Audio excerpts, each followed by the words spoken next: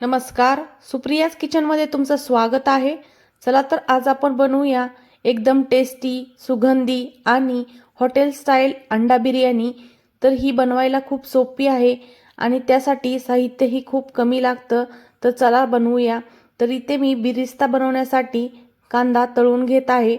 तर 5 ते 6 मिनटं एकदम कुरकुरीत कांदा होईपर्यंत आपण याला तळून घेणार आहोत. आणि इथे मी अंडी फ्राय करून घेतली होती, जे की मी व्हिडिओमध्ये दाखवायला विसरले आहे. तर अंडी फ्राय करताना थोडंसं तिखट, मीठ टाकून आपण अंडी 2 मिनिटासाठी तेलामध्ये फ्राय करून घेतली आणि नंतर त्यामध्ये आपण हा कांदा घालून फ्राय करून घेतला आहे. तर बघा इथे आपला बिरिस्ता तयार झालेला आहे. तर आता आपण इथे तांदूळ शिजवून घ्यायची तयारी करू. तर इथे मी 4 ग्लास पाणी गरम करून घेतलेलं आहे. आता आपण गरम पाण्यामध्ये काही खडे मसाले घालून घेणार आहोत, ज्यामध्ये तेजपत्ता, लवंग, मिरे, एक दालचिनीचा तुकडा, स्टार फूल आणि शाही जिरी आहे. हे आता आपण पाण्यामध्ये घालून घेणार आहोत आणि पाण्याला चांगली उकळी फुटू देणार आहोत. नंतर यामध्ये 1 चमचा मीठ आणि 1 चमचा तूप घालून घ्यायचं आहे. तूप घातल्याने आपले शिजवलेले तांदूळ एकदम सुटसुटीत होतात. तर आता मी इथे 1 कप तांदूळ अर्धा तासासाठी भिजत घातले होते. हे मी बासमती तांदूळ घेतलेले आहेत, जे बिर्याणीसाठी वापरतात. तर आता आपण याला पाण्यात घालून घेऊया. तर आपल्याला आता इथे तांदूळ 90% शिजवून घ्यायचा आहे. तर बघा आता आपण इथे तांदळाला चांगली उकळी फुटू देऊ. तांदूळ चांगले शिजत आले आहेत. तर 90% तांदूळ शिजला की आपण एका ताटामध्ये त्याला काढून घेणार आहोत. तर चला तर इथे आपला तांदूळ आता 90% शिजलेला आहे. आपला भात तयार झालेला आहे.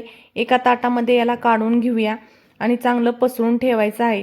तर एका चाळणीच्या साहाय्याने किंवा अशा चाळणीने आपण याला सर्व पाणी काढून घ्यायचं आहे आणि असं ताटात पसरून ठेवायचं आहे.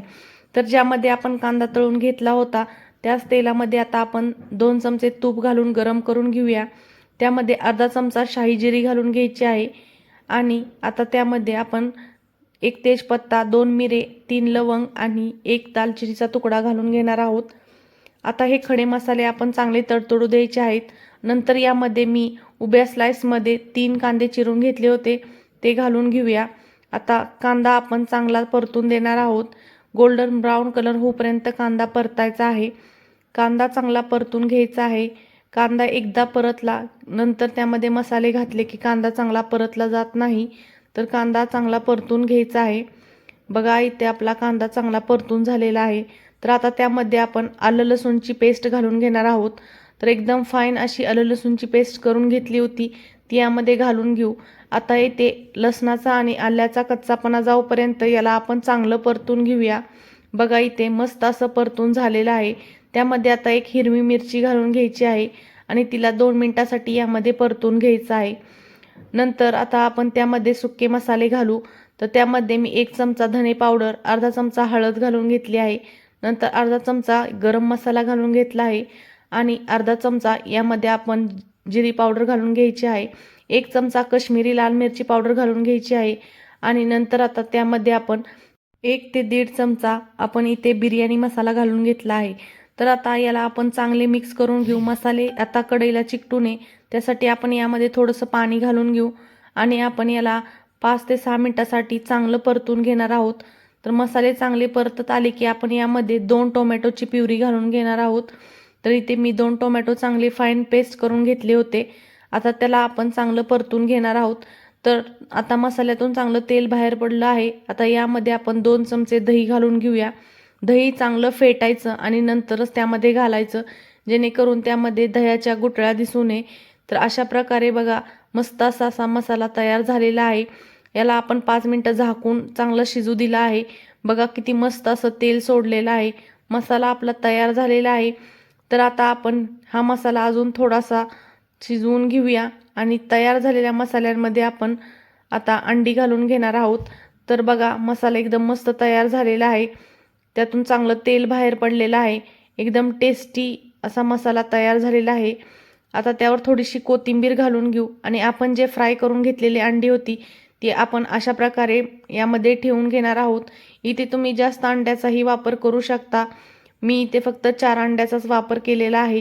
तर आता आपण यावर थोडा थोडा भात घालून घेणार आहोत. तर आता आपण सर्व बाजूने याला पसरून घ्यायचं आहे. बघा अशा पद्धतीने सर्व बाजूने याला पसरून घ्यायचं. नंतर आपण जो कांदा तळून घेतलेला होता, जो बिरिस्ता तयार करून घेतला होता, तो थोडा थोडा याच्यावर घालूया. नंतर त्यावर थोडीशी कोथिंबीर घालूया. आता त्यावर सर्व भात घालून घेणार आहोत आणि सर्व बाजूने चांगला पसरून घ्यायचा आहे. भात सर्व बाजूने चांगला पसरून घ्यायचा. नंतर आपण त्यावर राहिलेला बिरिस्ता घालून घेऊया. तर यावर सर्व बिरिस्ता यावरती घालून घ्या आणि यावर थोडीशी अजून कोथिंबीरही घालून घ्या. आणि मी ते थोडंसं केसर दुधामध्ये भिजत घातलं होतं. तर आता ते दूध आपण या भातावर घालून घेणार आहोत. सर्व बाजूने आपण याला घालून घ्यायचं. असं मस्त असा याचा फ्लेवर येतो आणि कलरही खूप छान येतो. आता याला आपण एक फॉईल पेपरने पॅक करून घेणार आहोत आणि नंतर यावर आपण जे याचं झाकण आहे ते ठेवून घ्यायचं आहे. पूर्ण याची हवा पॅक करून घ्यायची. नंतर यावर हे झाकण ठेवून द्यायचं. आता बघा यातून थोडीही हवा बाहेर येत नाही. तर या ठिकाणी तुम्ही कणकेचा वापर करून त्याचे साईड कव्हर करून घेऊ शकता. तर मी अशा प्रकारे याचे साईड कव्हर करून घेतलेले आहेत. याला आता 5 मिनिटासाठी आपण कमी गॅसवर असं शिजू द्यायचं आणि नंतर एक तवा गरम करून घ्यायचा आहे आणि त्या तव्यावर आपण हे तयार आपली बिर्याणी तवा गरम झाला की त्यावरती ठेवून देणार आहोत. तर आता आपला चांगला तवा गरम झालेला आहे. आता ही बिर्याणी आपण त्याच्यावर ठेवून देऊया आणि 15 मिनिटासाठी आपण बिर्याणी यावर अशी शिजू देणार आहोत. तर कमी गॅसवर आपण बिर्याणी 15 मिनिटासाठी चांगली स्टीम होण्यासाठी ठेवून दिलती. आता बघा 15 मिनिटाने आपली मस्त अशी बिर्याणी तयार झालेली आहे. एकदम सुगंध आणि मस्त कलरही आलेला आहे. तर एकदम टेस्टी अशी अंडा बिर्याणी तयार झालेली आहे.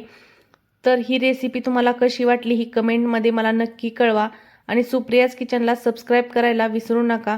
तर अशा सोप्या सोप्या रेसिपी पाहण्यासाठी आपल्या चॅनलला भेट द्यायला विसरू नका.